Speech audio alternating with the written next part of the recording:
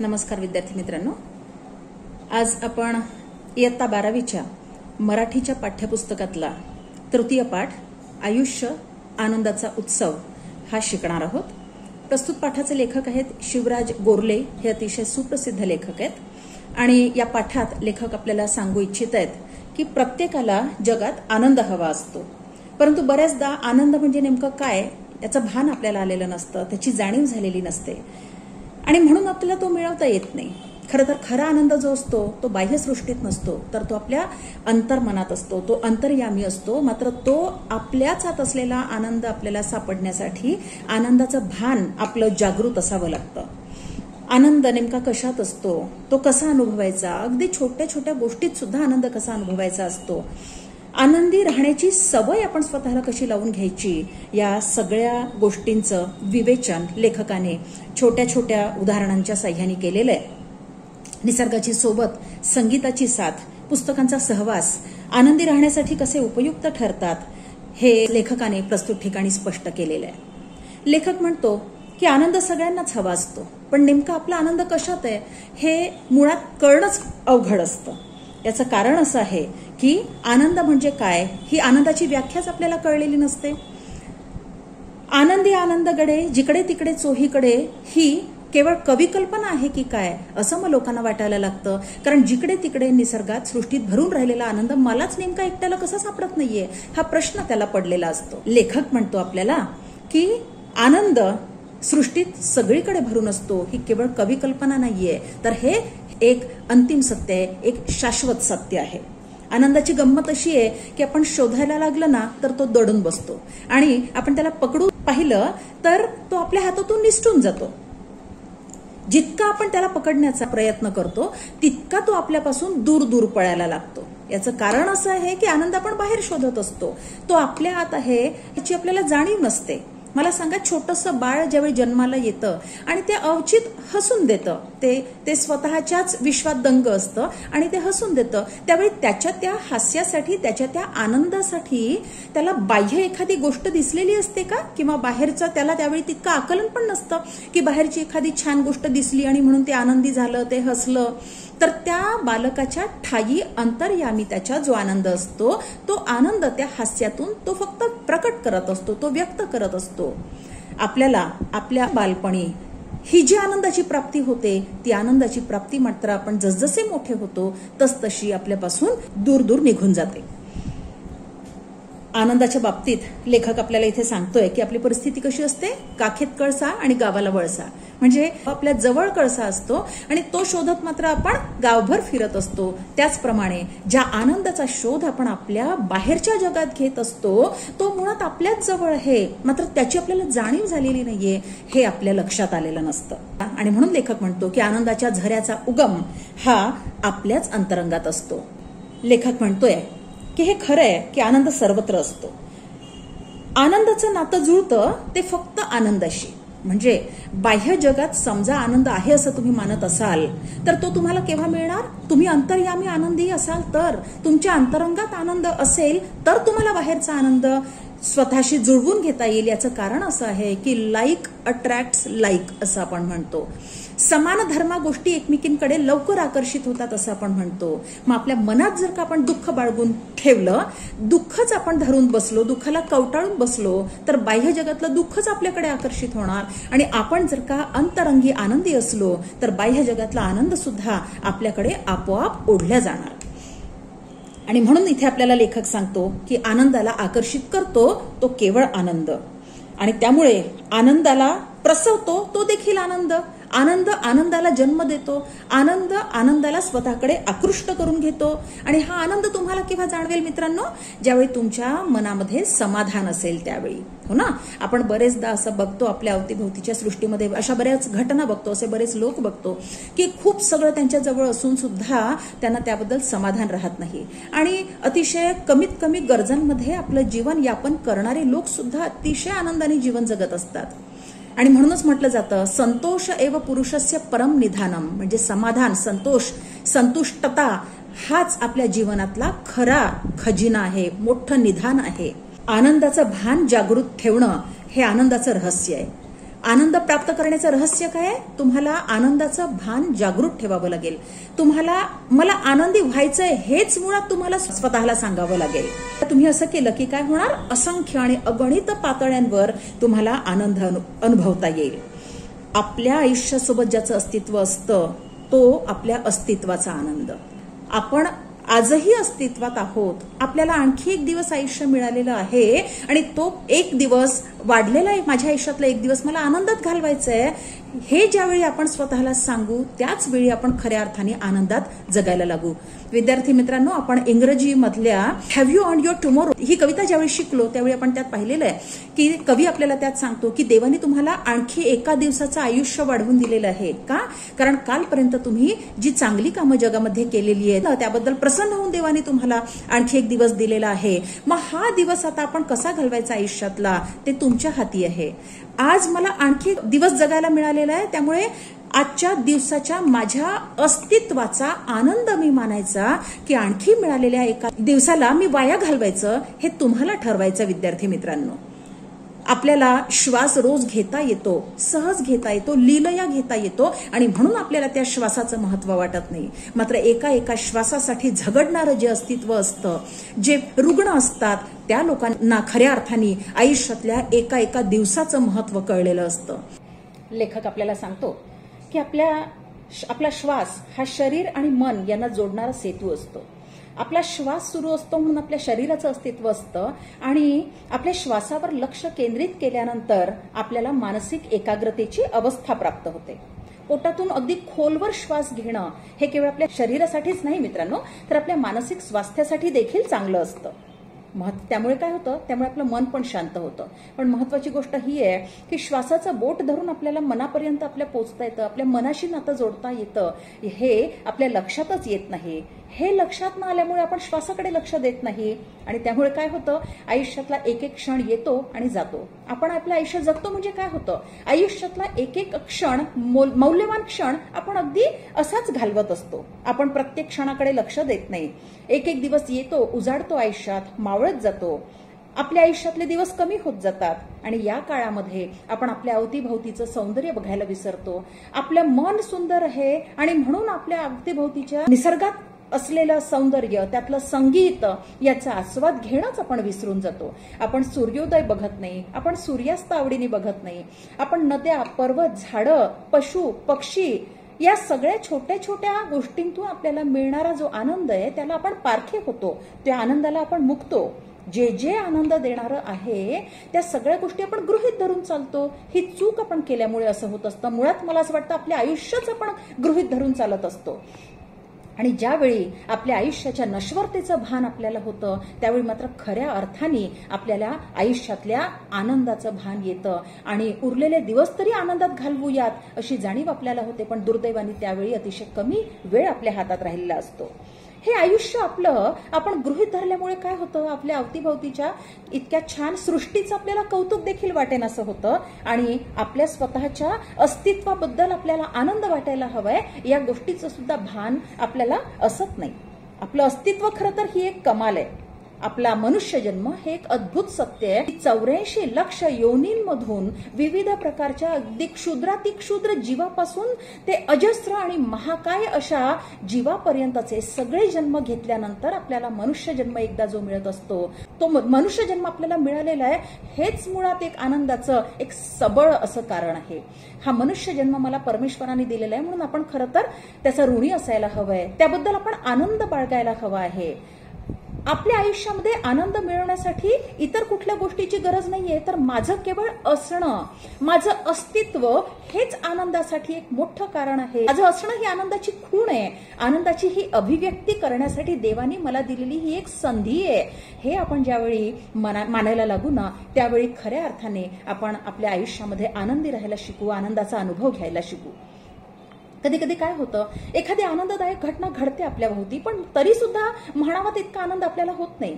कधी कधी असं होतं की एखाद्या स्पर्धेत तुम्हाला पहिला नंबर मिळालेला असतो, पण पहिला क्रमांक प्राप्त करून सुद्धा तुम्हाला तितकासा आनंद होत नाही, कारण कुठेतरी मनामध्ये ही जाणीव असते तुम्हाला की माझ्यापेक्षा त्या दुसऱ्या एका स्पर्धकांनी खूप छान काम केलेलं होतं, परफॉर्म केलेलं होतं आणि त्याबद्दल खरं तर त्याला हे बक्षीस मिळायला हवं होतं, मला द्वितीय क्रमांक मिळाला असता तरी चालला असता, पुरे असता तो, असं तुम्हाला वाटतं. आणि त्यामुळे प्रथम क्रमांक प्राप्त करून सुद्धा ज्या कोटीचा, ज्या प्रतीचा आनंद तुम्हाला व्हायला पाहिजे तो आनंद तुम्हाला होत नाही. तुमच्या मनाला रुखरुख लागून राहते. रुखरुख लागणं म्हणजे वाईट वाटणं, तुम्हाला सतत वाईट वाटत राहतं. आनंद ज्यावेळी निखळ असतो मुलांनो, त्याच वेळी तो खऱ्या अर्थाने अनुभवता येतो. दुःखाची किनार सुद्धा ज्याला नसते, जो अगदी निर्भेळ असतो, तो आनंद खरा आनंद. लेखक आपल्याला इथे सांगतात की लोकांना पेढे वाटणं ही निराळी गोष्ट आहे आणि स्वतःला आनंद वाटणं आणि जगाला सुद्धा आनंद वाटणं ही आणखी निराळी गोष्ट आहे. ज्यावेळी आपण पेढे वाटतो ना, त्यावेळी आपण वस्तू वाटत असतो, त्यात आपण स्वतः इन्व्हॉल्व्ह नसतो. मात्र ज्यावेळी आपण जगाला आनंद वाटतो किंवा आपण स्वतः आनंदाची अनुभूती करून घेतो, आपण स्वतःलाच स्वतःचा आनंद वाटतो, त्यावेळी काय होतं, आपल्या स्वचा, आपल्या अस्तित्वाचा एक अंश आपण वाटत असतो. मग तो आपण एकतर स्वतःला देतो किंवा जगाला आनंद वाटत असतो, तर आपण जगाला आपल्या अस्तित्वाचा, आपल्या स्वचा एक अंश देत असतो. हे ज्यावेळी आपल्या लक्षात येईल त्यावेळी काय होईल, खऱ्या अर्थाने तुम्ही आनंदी व्हाल, खरा आनंद अनुभवायला शिकाल. ज्यावेळी खरा आनंद तुम्ही अनुभवायला शिकाल त्यावेळी तुम्हाला पिसासारखं हलकं वाटेल, मनावरचे सगळे ताण, सगळी दडपणं तुमची नष्ट होतील. सगळ्यात महत्वाची जी अट आहे आनंदाची अनुभूती घेण्यासाठी, ती अशी सांगतोय लेखक की आपलं मन हे ईर्ष्या, असूया, द्वेष, मत्सर अशा सगळ्या भावनांपासून मुक्त असायला हवंय. आपल्या प्राचीन लोकांनी, ऋषीमुनींनी यांना षड्रिपू म्हटलेलं आहे. हे आपले 6 शत्रू आहेत. काम, क्रोध, लोभ, मोह, मद, मत्सर हे शत्रू आहेत. या भावनांना, या वाईट भावनांना एकदा का मनात आपण थारा दिला ना मित्रांनो, तर आनंद त्या ठिकाणी येण्याची शक्यता मावळते. या भावनांनी एकदा का मनाचा ताबा घेतला की चांगल्या भावनांसाठी जागा उरत नाही मुळी. आणि म्हणून लेखक आपल्याला सांगतो की तुम्हाला जर का आनंदाची अनुभूती घ्यायची असेल, आपण का आनंदी होत नाही असा तुम्हाला प्रश्न पडत असेल, तर सगळ्यात पहिल्यांदा तुम्ही या गोष्टीची पारख करा की आपल्या अंतःकरणात आपण ईर्ष्या, असूया, द्वेष, मत्सर असल्या वाईट भावनांना जागा दिलीये का. आपल्या मनात जर का या वाईट भावना असतील तर त्यापासून सर्वप्रथम स्वतःला मुक्त करा, स्वतःचं मन या गोष्टींपासून मुक्त करा. ज्यावेळी ही गोष्ट होईल ना त्यावेळी आपोआप आनंद तुमच्या अंतःकरणात येईल, कारण आनंदाचा तुमच्या अंतःकरणापर्यंत पोहोचण्याचा रस्ता अगदी निर्विघ्न झालेला असेल. कधी कधी काय होतं की एखादं बक्षीस मिळालं आपल्याला तरी सुद्धा त्या व्यक्तीला आनंद होत नाही. का? कारण मला एक बक्षीस मिळालंय पण त्या दुसऱ्या व्यक्तीला 4 बक्षिसं मिळाली आहेत, ह्याचं वैषम्य त्याला वाटत राहतं. आपल्याला मिळालेल्या बक्षिसाचा आनंद व्यक्त करण्यापेक्षा त्या दुसऱ्या व्यक्तीला माझ्यापेक्षा जास्त बक्षिसं मिळालेली आहेत या गोष्टीचं दुःख त्याचं मन कुरतडत राहतं आणि म्हणून स्वतःच्या आयुष्यात आलेल्या आनंदाच्या क्षणांचा त्याला अनुभवच घेता येत नाही. इतकंच नाही तर कधी कधी काय होतं की मला बक्षीस मिळालेलं आहे या आनंदापेक्षा त्या दुसऱ्या व्यक्तीला बक्षीस मिळालेलंच नाहीये, हा जो आसुरी आनंद आहे तो इतका मोठा होऊन जातो की आपण त्याला बक्षीस मिळालं नाही या गोष्टीचा आनंद, या गोष्टीचाच आनंद मानतो आणि मला बक्षीस मिळालेलं आहे याचा आनंद अनुभवणं आपण विसरूनच जातो. या प्रसंगी मला एका प्रसिद्ध चित्रपटातल्या संवादाची आठवण येते. त्यात मित्र असतात आणि ते मित्र एकमेकांशी संवाद साधताना म्हणतात की दोस्त अगर एग्जाम में फेल हो जाए तो दुख होता है, लेकिन दोस्त अगर एग्जाम में फर्स्ट आ जाए तो बहुत दुख होता है. अर्थात हा प्रसंग तिथे विनोदी पद्धतीने चित्रित करण्यात आलेला आहे, मात्र ही वृत्ती बाळगणारे लोकही जगात आहेत आणि ही वृत्ती बाळगणाऱ्या लोकांना कधीही आनंद मिळू शकत नाही खऱ्या अर्थाने, असं आपला लेखक इथे सांगतोय. आणि म्हणून आपल्याला आयुष्यात काय मिळालेलं आहे याकडे लक्ष द्यायला शिकावं मुलांनो, त्यात आनंद मानायला शिकावा. जोपर्यंत आपण इतरांना काय मिळालेलं आहे किंवा काय मिळालेलं नाही, इतरांना काही मिळालंय म्हणून दुःख मानणं किंवा इतरांना काही मिळालेलं नाही बरं झालं याबद्दलचा आनंद मानणं, यामध्ये जोपर्यंत आपण गुंतून राहू ना तोपर्यंत आपण फक्त इतरांच्याच सृष्टीमध्ये दंग राहू. आपण स्वतःच्या आयुष्यातला आनंद अनुभवणं हे केवळ एक स्वप्न राहील जे कधीच पूर्ण होणार नाही. आणि म्हणून लेखक म्हणतो की स्वतःला काही मिळणं, स्वतः आनंद मिळणं यापेक्षा दुसऱ्याला आनंद न मिळणं हे ज्यांना महत्वाचं वाटतं त्या आयुष्यात कधीच आनंदी होऊ शकत नाही. ही भावना खरं तर अतिशय वाईट भावना आहे.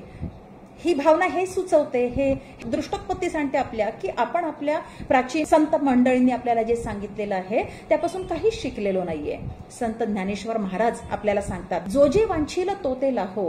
म्हणजे या संपूर्ण जगामध्ये ज्याला ज्याला जे जे मिळवायची इच्छा आहे ते ते सगळं त्याला प्राप्त होवो आणि प्राणी जात संपूर्ण प्राणी मात्र जगातले सुखी होवोत. आणि म्हणूनच या अशा प्रकारच्या भावना जो बाळगतो तो खऱ्या अर्थाने सुखी होतो.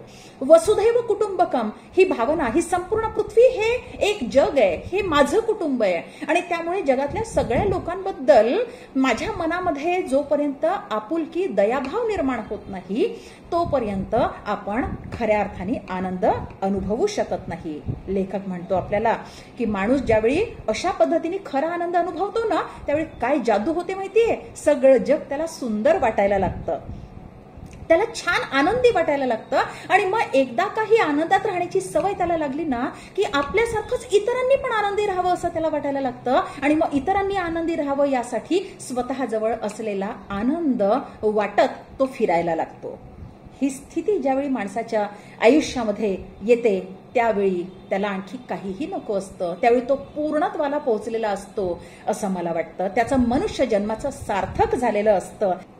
अनेकदा आपल्या आयुष्यात असं काही घडतं की आपण आनंदासाठी मनाची कवाडं कायमची बंद करून टाकतो. कधी कधी इतकी दुःखद घटना आपल्या आयुष्यात घडते, इतका दुःखद प्रसंग घडतो की आपल्याला आनंदी राहावंसंच वाटत नाही. आपण ते दुःख इतकं कुरवाळत बसतो की त्या दुःखातच आपल्याला छान वाटायला लागतं.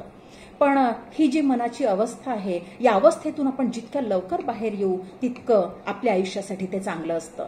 आपण हे स्वतःला खरं तर जाणवून द्यायला हवंय की कोळसा कितीही उगाळला तरी तो काळाच असणार आहे. माझ्या दुःखाला मी कितीही कुरवाळत बसलो तरी सुद्धा अंतिमतः त्या दुःखातून दुःखच निर्माण होणार आहे. दुःखाला कुरवाळत बसल्याने त्यातून मला आनंदाची प्राप्ती नाही होणार.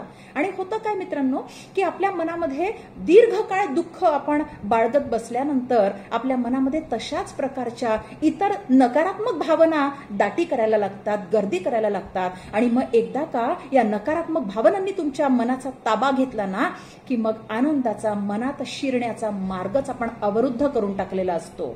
आनंदाला मनात येण्यासाठी शिरकाव करण्यासाठी जागाच मुळी सापडत नाही. आणि म्हणून लेखक आपल्याला सांगतो, हृदयाची दारं जर का तुम्ही दुःखाने घट्ट बिटून टाकली असतील तर आतलं दुःख बाहेर कसं जाणार आणि आतलं दुःख जोपर्यंत बाहेर जात नाही तोपर्यंत बाहेर दाराशी, आपल्या अंतःकरणाच्या दाराशी घुटमळणारा आनंद मित्रांनो आत कसा येणार. आनंदाला मोकळी जागा लागते. आनंद विस्तार पावणारा असतो, त्याला खूप मोठी जागा लागते. तुमच्या मनात दुःख, चिंता, टेन्शन अशा इतर मंडळींनी जर का गर्दी केली असणार तर या दाटीवाटी आनंद कधी घुसत नाही, तो घुसमटतो. त्यामुळे काय होतं की ज्यावेळी अशा गोष्टी ज्या ठिकाणी नसतील त्याच ठिकाणी आनंदाला यायला चांगलं वाटतं. आणि म्हणून काय करावं लागतं की आपल्या अंतःकरणातल्या सगळ्या नकारात्मक भावनांना बाहेरचा रस्ता दाखवावा लागतो आणि आनंदाचं खुल्या दिलानं स्वागत करावं लागतं. शेतकरी मंडळी कधी पडायचा पाऊस म्हणून आभाळाकडे डोळे लावून बसतात, त्यांचा नाईलाज असतो कारण पाऊस पडणं त्यांच्या हातात नसतं. पण आनंदाचा पाऊस मात्र आपल्या अवतीभवतीच्या विश्वावर आपण पाडू शकतो आणि तोही कृत्रिम नव्हे बरं, नैसर्गिक. आपण स्वतः आनंदी राहून आपण जगाला जर का आनंद वाटला तर सगळीकडे आनंदाची वृष्टी होणार. स्वतः ही या गोष्टीची सुरुवात केल्याशिवाय हे होणार नाही मित्रांनो. कुठून तरी आनंद येईल आणि आपल्या मनाचं अंगण भिजवेल म्हणून वाट पाहत बसलं तर आनंद येईलच याची शाश्वती नसते, याची खात्री नसते. मात्र आनंद हा मला घ्यायचा आहे, माझ्या अवतीभोवती तो आहेच, मला आधी तो माझ्या मनात निर्माण करायचा आहे, त्यानंतर बाहेरच्या सृष्टीतून तो माझ्यामध्ये येणार. यासाठी मला माझ्या मनाची मानसिक अवस्था आनंदाचं स्वागत करण्यासाठी योग्य अशी तयार करावी लागेल. ह्या एकदा का आपण आपल्या स्वतःच्या मनाला समजावलं, आनंद कसा स्वीकारायचा हे तंत्र एकदा का आपण आत्मसात केलं की मग काय अवस्था आहे आयुष्यात माहितीये, नाही आनंदा तोटा. आनंद तुम्हाला कधीही कमी पडत नाही आयुष्यात. अशा पद्धतीने आनंद स्वीकारण्याची आणि कायम आनंदी राहण्याची स्वतःला सवय जडवून घ्यावी लागते मुलांनो. आणि एकदा काही सवय जडवून घेतली आपण स्वतःला की हा आपला स्वभाव होऊन जातो. आनंदी राहणं, कुठल्याही स्थितीत आनंदी राहणं हा आपला स्वभाव होऊन जातो. सगळी धडपड आयुष्यात आपण आनंदासाठी खरं तर करत असतो, पण आनंद घेण्यासाठी वेळच नसतो.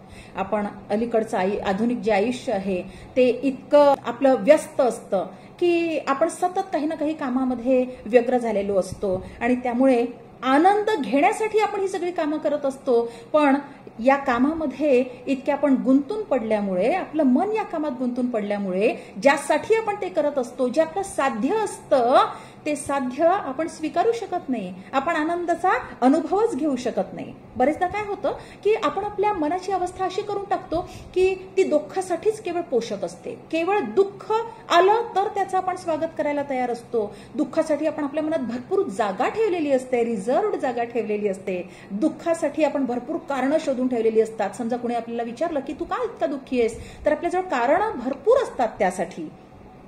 आनंदासाठी मात्र अगदी मोजकी कारणं असतात.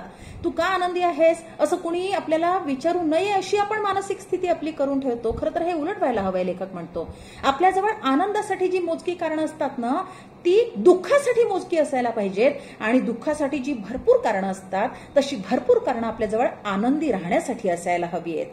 आनंद होणं, आपल्याला छान वाटणं, मस्त वाटणं हे आपण अगदी सवयीचं करून घ्यायला हवंय, आयुष्यात सोपं करून घ्यायला हवंय. आणि वाईट वाटणं, दुःख होणं ही गोष्ट आपण दुर्मिळ करायला हवी आहे.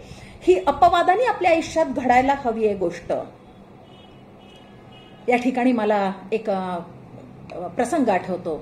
निशान नावाच्या लघुनिबंधामध्ये लेखक आपल्याला असं सांगतो की तो नेहमी माळरानावर फिरायला जात असतो. ती त्याची सवय असते. आणि एकदा काय होतं की सातत्यानं 7-8 दिवस संततधार पाऊस कोसळत असल्यामुळे त्याला माळरानावर जायलाच मिळत नाही. आणि मग एके दिवशी पाऊस उघाड देतो, पाऊस थांबतो, आणि मग लेखकाला खूप आनंद होतो, कारण घरात थांबून तो अगदी कंटाळलेला असतो. त्याला वाटतं की चला आता सगळ्यात पहिलं काम मला जे करायचंय ते मला माळरानावर जायचंय. मग लेखक माळरानावर फिरायला जातो आणि त्याला आश्चर्य वाटतं, कारण अगदी 8 दिवसांपूर्वी त्यांनी माळरानावर ज्यावेळी फेरफटका मारलेला असतो त्यावेळी माळरान अगदी खुलं असतं, फक्त गवत उगवलेलं असतं, पशु असतात फारच फार चरत त्यावर, इतर कशाचंही त्यावर अस्तित्व नसतं. मात्र आज ज्यावेळी तो फिरायला जातो ना, त्यावेळी त्याला असं दिसतं की माळरानावर 4-5 झोपड्या उभ्या आहेत. त्या झोपड्यांपैकी एका झोपडीवर एक काठी बांधलेली आहे आणि त्या काठीला कसलंसं फडकं बांधलंय आणि ते वाऱ्यावर फडफडतंय. मग लेखकाला जरा कुतूहल वाटतं, त्याला वाटतं जाऊन बघावं जरा हे काय आहे. लेखक जवळ जातो. त्या झोपड्यांच्या एका झोपडीत तो सहज डोकावून बघतो. त्यावेळी त्याला काय दृश्य दिसतं की एक छोटासा नातू आणि अगदी जख्ख म्हातारी अशी त्याची आजी, हे दोघेही केवळ आनंद भुवनी विहार करत असतात. एका फुटक्या बशीतून ते काळा चहा पित असतात. त्या बशीच्या एका टोकाला नातू असतो, दुसऱ्या टोकाला आजी असते. एकाच बशीतून आळीपाळीनी नातू आणि आजी चहा पित असतात. मात्र त्या अवस्थेत सुद्धा नातू खिदळत असतो आणि आजी आपल्या नातवाला आनंदी पाहून अतिशय प्रसन्न असते.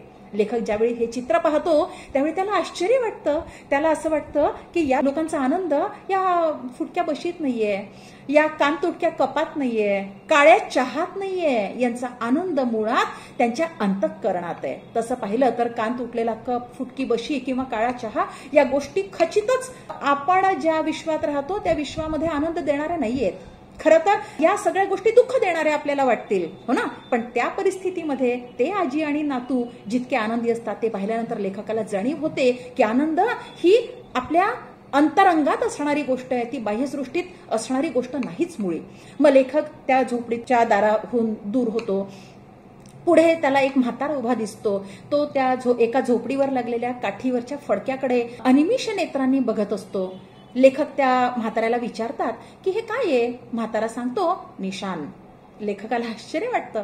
निशान? लेखक म्हणतो. लेखकाला असं वाटतं की एखादा जरीपटका, भगवा किंवा आपल्या भारताचा तिरंगा ज्या गर्वाने आपण फडकवावा त्याच अभिमानाने हा म्हातारा त्या झोपडीवर एक काठी रोवून त्या काठीला कुठल्या तरी जीर्ण शीर्ण झालेल्या, विटलेल्या, फाटलेल्या पातळाचा तुकडा, लुगड्याचा तुकडा लावतोय आणि तो तुकडा वाऱ्यावर फडफडतोय. म्हणून काय असीम आनंदाची हा माणूस प्राप्ती करून घेतोय. हा या माळरानाचा अनभिषिक्त सम्राट आहे असं त्याला वाटतं. तो माळरानाचा राजा आहे असं त्याला वाटतं. आणि मग त्या लेखकाला आनंद कशात आहे याची जाणीव होते. आनंद बाह्यसृष्टीत नाहीये, तो आपल्या आनंद मानण्याच्या वृत्तीवर अवलंबून आहे असं त्याला त्या ठिकाणी वाटतं. असा प्रसंग तो तिथे सांगतो. शिवराज गोरले या पाठात आपल्याला सांगतायत की सौंदर्य हे पाहणाऱ्याच्या दृष्टीत असतं. अगदी बरोबर आहे, कारण पित्ताने उपहत झालेला म्हणजे कावीळ झालेल्या व्यक्तीला चंद्रासारखा शुभ्र शंख सुद्धा पिवळाच दिसतो. शंख पिवळा नसतो मुलांनो, त्याची दृष्टी पिवळी झालेली असते. सौंदर्य हे पाहणाऱ्याच्या दृष्टीत असतं, ते बाहेरच्या वस्तूत नसतं. त्यामुळे एखादी कुरूप गोष्ट सुद्धा आपल्या नजरेत आपल्या सौंदर्य असेल तर आपल्याला अतिशय सुंदर दिसायला लागते. आणि आपल्या दृष्टीत जर का सौंदर्य नसेल, आपल्याला सौंदर्य दृष्टी प्राप्त झालेली नसेल तर काय होतं, बाह्य सृष्टीतल्या एखाद्या सुंदर गोष्टीत सुद्धा आपण छिद्रांविषयी वृत्ती धारण करतो. सुंदर गोष्टीत सुद्धा आपण दोष काढायला लागतो. ती गोष्ट आपल्याला सुंदर भासत नाही, ती आपल्याला दोषपूर्ण भासायला लागते. आणि म्हणूनच मित्रांनो, दृष्टीला ज्यावेळी सौंदर्य पाहण्याची सवय लागते ना, त्यावेळी अब्राहम लिंकन सारखे जगाच्या दृष्टीने कुरूप मात्र कर्तृत्ववान ठरलेले जे नेते आहेत ते आपल्या सुंदर दृष्टीला, कर्तृत्व शोधण्याच्या दृष्टीला सुंदर भासायला लागतात. आपल्याला नेल्सन मंडेला आणि मार्टिन ल्युथर किंग यांच्याहून सुंदर जगात कोणीही नाहीये, इतकं त्यांचं कर्तृत्व महान आहे हे आपल्याला जाणवायला लागतं. याचं कारण सोपं आहे, कारण ते सौंदर्य शोधण्याची दृष्टी आपल्याला आपण प्राप्त केलेली असते. त्यामुळे काय होतं की बाह्य सृष्टीतली एखादी गोष्ट जर का आपल्याला सुंदर भासत नसेल तर आपण खात्री करून घ्यावी की आपलं मन कसं आहे, आपल्या मनात सौंदर्य आहे की नाही, सौंदर्य शोधण्याची दृष्टी, ती वृत्ती आपल्या मनात आहे की नाही. आणि मग आपल्याला जाणवेल की आपल्याला बाह्य सृष्टीतलं सौंदर्य कशा प्रकारे अनुभवायचं आहे ते. आपल्याला लेखक सांगतो की लहान मुलं निरागस असतात, आनंदी असतात आणि म्हणून ती आनंद घेण्यात अगदी तरबेज असतात. लहान मुलं आपल्या अवतीभोवती बागडणारी आपण पाहिली की आपल्या असं लक्षात येतं की त्या मुलांना हसण्यासाठी, आनंदी होण्यासाठी काहीही लागत नाही. त्या मुलांना एकमेकांना भेटलं तरी पण खूप आनंद होतो, अपार आनंद होतो. छोटासा खेळ खेळला, महागडी खेळणी नसली, अगदी हातलावणीचा जरी खेळ त्यांना एकमेकांशी खेळायचा असला ना तरी सुद्धा ती मुलं खूप आनंदी होत असतात. त्यांनी साधा हात वर केल्यानंतर भुरकन चिमणी उडाली ना तरी सुद्धा त्यांना त्या कृतीमध्ये खूप आनंद वाटत असतो. त्यांना चिमणी सुंदर वाटते, त्यांना त्या क्रियेत आनंद दिसतो. हात वर करण्याच्या क्रियेत किंवा चिमणीच्या भुरकन उडण्याच्या क्रियेत खरं तर आनंद नसतो. या तर सहज होणाऱ्या शारीरिक क्रिया आहेत, मात्र तो आनंद त्यांच्या अंतर्मनात असल्यामुळे तो आनंद त्यांना बाह्य सृष्टीमध्ये दिसायला लागतो. किती आतून हसतात ही मुलं, छोटी मुलं बरं. असं जर का आपल्याला होता आलं मित्रांनो तर आयुष्य किती आनंदमय होऊन जाईल. मात्र होतं काय आपल्या आयुष्यात, आपण मोठे होतो आणि हळूहळू या आनंदाला आपण पारखे होत जातो. प्लेटो नावाचा एक ग्रीक तत्वज्ञ होता आणि तो आपल्याला असं सांगतो की बाळ ज्यावेळी जन्माला येतं ना पृथ्वीवर त्यावेळी ते पूर्णपणे परमेश्वराशी संबद्ध असतं, त्या स्वर्गीय सृष्टीशी संबद्ध असतं. त्यामुळे ते केवळ आनंदी आयुष्य जगत असतं. मात्र जसजसं ते बाळ मोठं व्हायला लागतं, त्याचं मूल होतं ते छोटं, मग ते आणखी बालकाच्या अवस्थेला प्राप्त होतं, ते कुमार वयाच्या अवस्थेला प्राप्त होतं. हा जसजसा त्याचा विकास व्हायला लागतो त्यावेळी दुर्दैवानी ते छोटं बाळ, ते मूल जे आहे या विकासाच्या अवस्थेमध्ये त्या स्वर्गीय सृष्टीपासून दुरावत जातं हळूहळू.